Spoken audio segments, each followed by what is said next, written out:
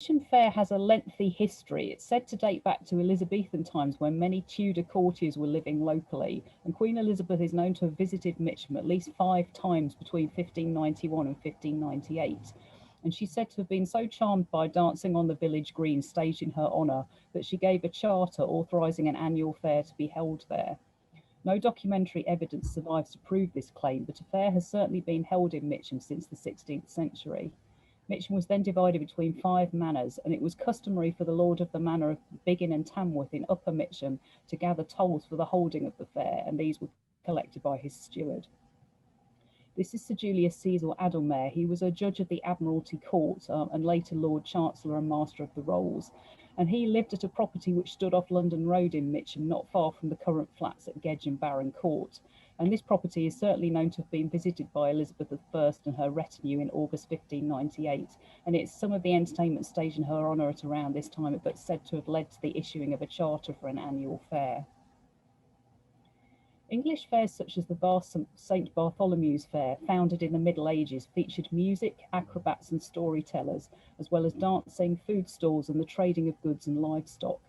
Mitcham Fair is said to have originated in the Tudor period and would have boasted a similar range of attractions. And this picture here actually shows you an 18th century performer at Mitcham Fair. Some of these would have included itinerant musicians, one of whom was Christopher Halstead, and a lion tamer who appeared on Mitcham Common, much to the consternation of local residents.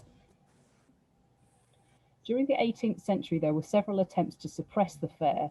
Most were concerned with curbing disorder, gambling, and illegal fly tipping. The fair became a particular focus for meetings of local justices influenced by the local gentry.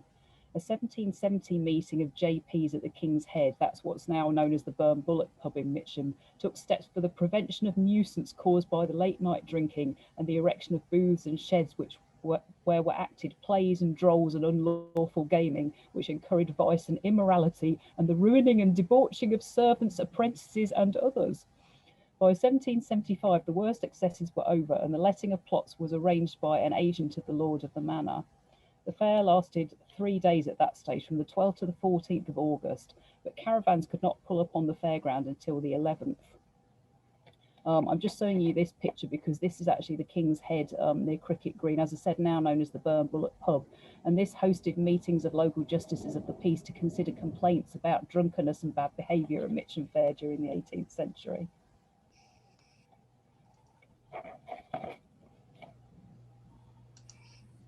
By the Victorian period, the start of the fair coincided with the formation of large encampments on Mitcham Common.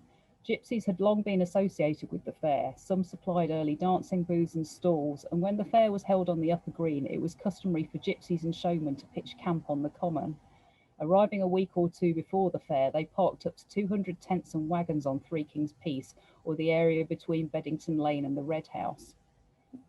And here you can see one of the gypsy families pictured on Mitcham Common round about 1881 with their bender tent. That's so called because you have a sort of framework of flexible branches that are bound together, and then blankets or tarpaulins are put over the top to form a little sort of a sort of domed tent, and then you can add other sort of sections to allow for larger tents to accommodate family groups. A number of travellers were involved in horse racing, or horse trading, I should say, and could be seen racing animals along the common to show off their paces. After the fair, some gypsy families stayed in the area to help with the local lavender and herb harvest. You can see one example here, Nellie Sparrowhawk, whose family lived not far from Beehive Bridge in Mitcham, and she was particularly associated with lavender selling. And her husband, I think, also supplied or offered pony rides at Mitcham Fair. Muriel Tinsley recalled at this time paying a penny to look round a real gypsy caravan. She said they were like palaces. I lived in a small cottage in Sutton, 10 of us, me, my parents and 7 brothers and sisters. We'd never seen anything like it. Fancy curtains, china and brasses. When responsibility for the common passed to a board of conservators in the 1890s, bylaws were passed regulating its use, and gypsies were no longer able to camp there.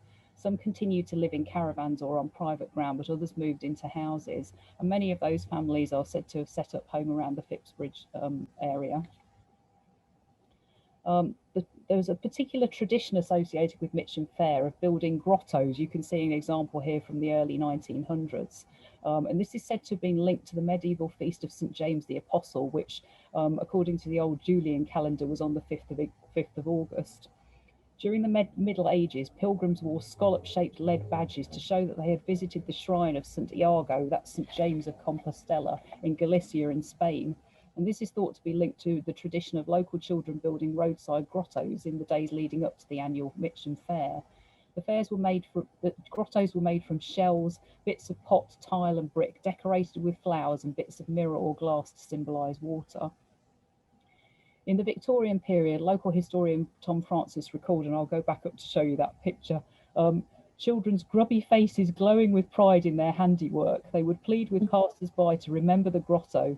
Please remember the grotto, it's only once a year. Please give a halfpenny to spend at Mitcham Fair. Father's gone to sea, mother's gone to fetch him back, so please remember me. My hands are so dirty, my face is so clean, I've got a little pocket to put a penny in. A halfpenny won't hurt you, a penny won't kill you, twopence won't put you in the workhouse. My happy day, give me a halfpenny and I'll run away. And basically they would ask people walking along the roadside admiring their grottos to part with their sort of small change that they could then spend at Mitcham Fair. This is another sort of example of a later set of roadside grottos from the 1930s. And this is one of those sort of sale particulars that I sort of mentioned for the Manor of Biggin in Tamworth from the sort of Victorian period, which includes the franchise for hosting Mitcham Fair. At this stage, the manor was owned by a gentleman called James Moore. And this actually is a little bit difficult to see maybe from this smaller version, but this is a layout plan for Mitcham Fair from 1882, which is when it was staged on the upper green, the upper or fair green as it's more familiar to us now. And even at that stage in 1882, there were over 40 coconut shies alone, let alone all the other range of sort of attractions and sort of penny stalls and so forth. So it was a huge attraction for local people. And that caused various problems in its own right. You can see some of the sideshows here and some of the penny stalls. I've just got a few pictures to sort of show you what it would have looked like at the time. So this is about 1906. Ladies assembling around the ice cream stall. A lot of the ice cream sellers at that stage would have been of Italian descent. Sort of aerial shot, you can see some of the side shows, and I think that may be a candy floss or similar sort of stall down at the front, or might be something selling Mitcham Rock, which was a very popular fairground treat. This shows the fairground spread out round about the original location of Mitcham Clock Tower in about 1903. Some possibly somewhat illicit gambling taking place at the bottom right of that picture with the gentleman huddled around, and you can also see the horse pulling the old barrel organ onto the sort of showground there. That's one of the test your strength machines, where you could, just in front of the postman that you can see with the bicycle there, where you'd hit a hammer to try and sort of ring a bell at the top for the gentleman to show off their strength and prowess to their sort of lady admirers. And this is the fair shown at night. At this stage, it would have been lit by sort of naphtha flares, and the sound of the sort of fairground organs would sort of permeate the sort of surrounding area. Looks like a sort of fairy tale picture. Must have been very sort of charming for local children. And this is one of the sort of rodeo switchbacks with its sort of dragon heads and so forth. Now, during the 19th century, parish leaders and clergy expressed their concerns about Mitcham Fair, and the parish vicar, Daniel Wilson, who you can see just here, wrote in 1861, "It will be known to all that an attempt has been made to suppress the fair, which is held every year on the upper green. While unwilling to infringe in any way on the legitimate and innocent amusements of the people, we feel it led many to drunkenness and other forms of vice, and introduced a very low set of people to our village. During Fair Week, many local shops were boarded up, rowdy folk travelled to the area, and normal life was brought to a standstill. The local police was also hard pressed to cope. And when the lord of the manor died in 1885, efforts were made to find the original fair charter to enhance the value of the franchise offered for auction. In 1905, this was sold to four trustees, Alderman Foss of Croydon, Robert Masters Chart, who was a local architect and later became mayor of Mitcham, A. Cubison, and Alfred Mizzen, whose family owned a very successful market gardening business. So these were all respected men from local families. And acting for the new Mitcham Common Conservators, Councillors, and assisted by public subscription, there was an attempt to abolish the fair. The tramway was due to be extended to Mitcham Fair Green in 1906, and there were already traffic problems, so the Home Secretary was actually petitioned to take action. In 1906, the showman pulled on to Upper Green as usual, and a huge protest meeting was held, advocating the right to hold a fair on the traditional site. Eventually, the Home Secretary upheld the right to an annual fair, but recommended that it be relocated to another site in due course. Now, this is a picture that's associated with the history of the fairground around about the start of the First World War. The outbreak of World War I prevented further action to relocate Mitcham Fair from its traditional site on the Upper Green. It's worth noting that many of the fairground community, or that the fairground community really did play its part to support the war effort, as you can see from this recruitment drive here. And many fairground traction engines, wagons and horses were supplied and transported to the Western Front. The showmen and members of the traveller community also took great pride in serving king and country. Sadly, many lost their lives in the battlegrounds of France, Flanders, Italy, and the Middle East. You can see one of the sort of traction engines bogged down in the sort of mud of the Western Front here. These fairground traction engines were amongst those used, put to alternative use by the military, and also for sort of transporting, you know, munitions, and also helping to pull sort of wagons of troops. In 1922, the Mitcham Commons Conservatives put up notices forbidding the erection of stalls and amusements on the Upper Green and Mitcham Common. This prompted public outcry, and a protest meeting was staged on the 27th of June. By this stage, road traffic had increased to the point where the Fair Green was no longer feasible as a showground. Three Kings Peace was suggested as an alternative, and the last fair was held on its original site in 1923. The fair enthusiast John Elwyn remembered each pitch was staked and numbered, and in total there were usually about 450 sites. It was quite a task to set out. By the 9th of August, the work was completed. The showmen were allowed 2 days to build up their rides or stalls, and on the 10th of August we would get up early in the morning to walk to Gorringe Park along the London Road towards the Fair Green. The last Mitcham Fair was held on the Upper Old Fair Green in 1923, the year of my birth. Nearly everyone in Mitcham attended the fair, as did a great many people from the London area. The first sign that the fair was coming was soon after the bank holiday, then the first Monday in August. The showmen's trains would be moving in from sites such as Hampstead Heath, and the steam traction engines could be heard pulling 3 or 4 wagons each, blowing their shrill whistles. Our cricket game would be abandoned, and we'd run over to see which rides would be at the fair. This is actually a picture of that last fair. You can see how sort of many people had turned up to watch the official opening. The fairs of the 1930s were particularly well attended, as you can see from this picture. In 1934, the Mitcham Showground could boast 35 riding devices, 168 hooplas, 10 circuses, 50 dart stalls, 14 coconut shies, and 59 refreshment tents, plus stalls offering palmistry, toys, ice creams, fruit, and homeware. There was also a fine array of steam yachts, waltzers, cakewalks, flying chair rides, carousels, and a helter-skelter. And visitors to the fair tucked into fish and chips, humbug or Mitcham Rock, a traditional sweet candy that was pulled and stretched while still warm, then cut into glistening pieces as it hardened. This is a picture to show some events associated with the opening of the fair. The opening ceremony was traditionally conducted by a VIP. This role was later taken on by the Mayor of Mitcham and is now undertaken by the Mayor of Merton. And by custom, the opening is marked by the raising of a gilded wooden key that you can see here.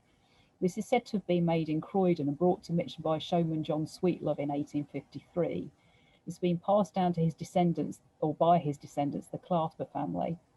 The key is now maintained by the Showman's Guild and was until fairly recently still used during the annual opening ceremony. Now a modern sort of replica, which is rather impressive, is actually used. Once it's been raised aloft, there was always traditionally a mad scramble for a place on the carousels, swing boats and switchbacks, as the first set of rides are traditionally free of charge following the opening.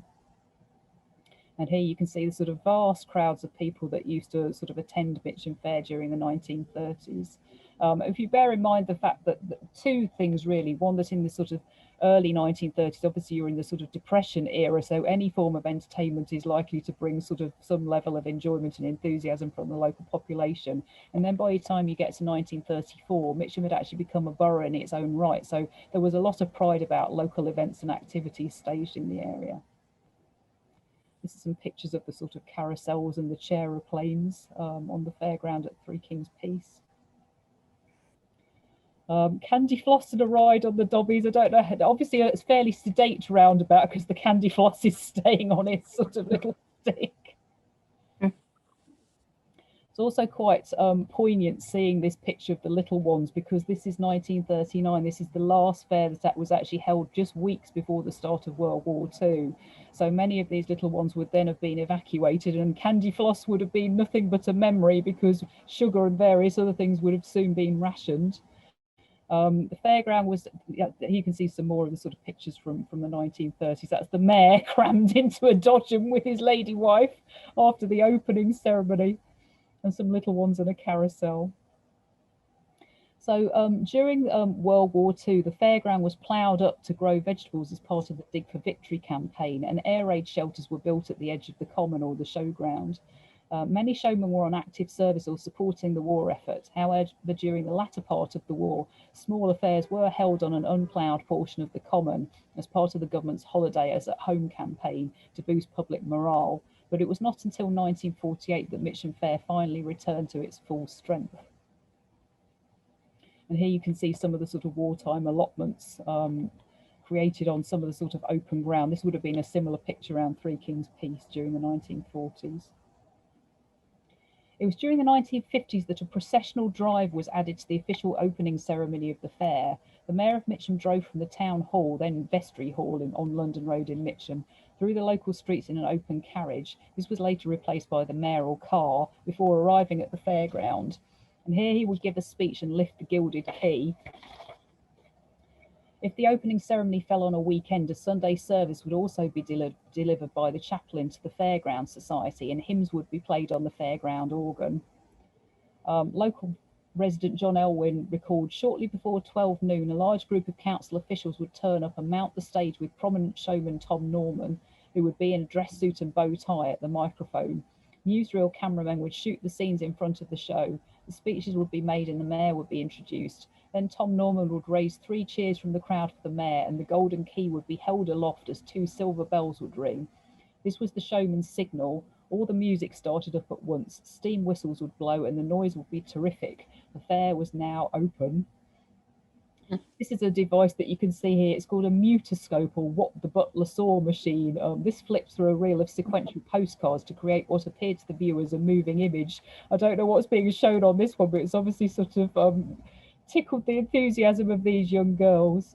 And you also had things like punch bags or test your, the equivalent of the test your strength machine, and boxing booths were actually very sort of popular still at the sort of fair during this particular period of time.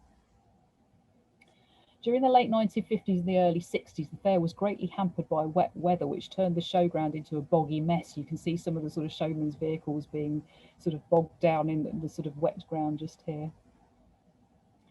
And during the 1960s and 70s, there were renewed complaints of antisocial behaviour and theft at Mitcham Fair. The growing popularity of competing forms of entertainment, including music and television, also posed a threat to the annual event, which some people described as an irrelevant nuisance.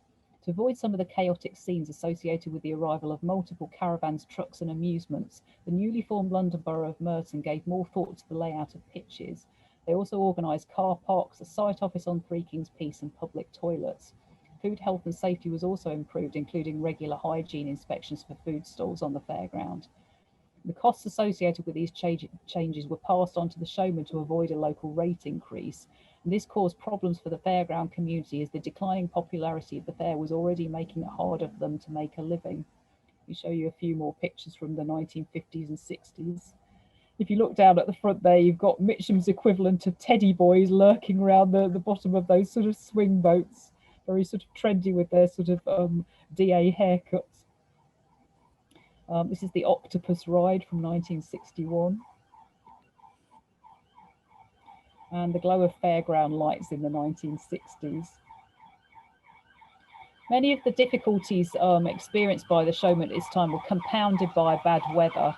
Several of the fairs staged in the late 1960s and early 70s were a washout due to torrential rain, which turned the showground into a quagmire. This is just some more of the sort of pictures from that period of time. To try and address such problems, the council increased the duration of the fair from 3 weeks to 1 week and increased the number of pitches. Oh, sorry, just let me go back one. Increased the number of pitches available. However, this had a knock-on effect for showmen who were already scheduled to attend events elsewhere in the country. From 1974, the showmen boycotted the event in a protest over rent increases, so ending their 360-year tradition of staging an annual fair in Mitcham. During the 1970s and 80s, the Showmen's Guild lobbied Merton Council for greater understanding and a return of the annual Mitcham Fair. However, it was the determination of the Fairground Society that finally secured the return of this much-loved event. Local members, including John Elwyn and Harry Woodley, who you can see here, lobbied councillors, MPs, and even wrote to Her Majesty the Queen requesting assistance. Their persistence paid off, and in 1983 the fair returned to Three Kings Peace. Between 1983 and 1989, the fair was administered by the Showmen's Guild, acting as an agent for the local authority and splitting the rents. And for many years since 1990, the annual fair was organised by JBR Promotions, a consortium of showmen with long-standing links to the fairground industry and the Mitcham event. And it's interesting showing the Mayor of Merton, Councillor Malcolm Searle, opening Mitcham Fair in August 1994 just here. And there you can see Jimmy Botton on the left-hand side. That's one of the sort of representatives of JBR Promotions. And I think Councillor Searle actually has some family connections to Mitcham Fair. I may be wrong in that assumption. There's a few other sort of pictures from the 1990s to show the sort of fair. So in sort of recent years, showmen have paid a fee to the council for use of Three Kings Peace, and showmen register to take part in a ballot for the allocation of pitches. Despite changing fashions and competing forms of leisure activity, the fair continues to attract families with young children, teenagers and fairground enthusiasts.